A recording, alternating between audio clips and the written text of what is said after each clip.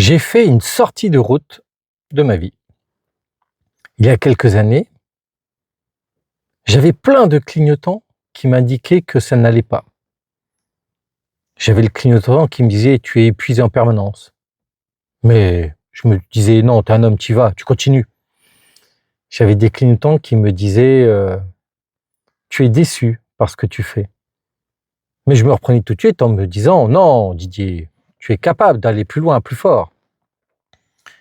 Et j'avais une multitude comme ça de clignotants tout autour de moi qui m'indiquaient que j'étais pas dans la bonne direction, que je n'allais pas vers là où je devais aller.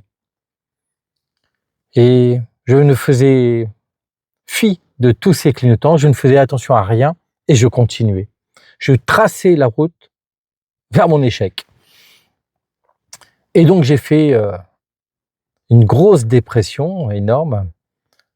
Et ça, c'est parce que je n'ai pas écouté tous ces clignotants, parce que je n'ai pas osé écouter, parce que j'avais peut-être peur d'écouter ces clignotants.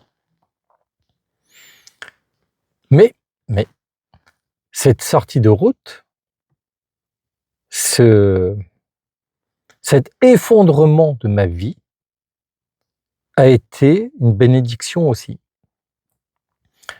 Parce que ça m'a appris à écouter les clignotants.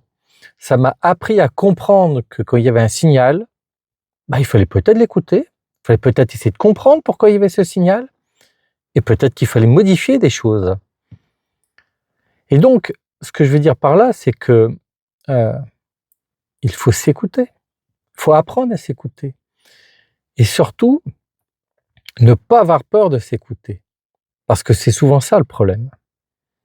On a l'impression que c'est la vie qui doit nous guider, et non, c'est pas la vie qui doit vous guider, c'est vous qui devez guider votre vie. C'est pas tout à fait la même chose.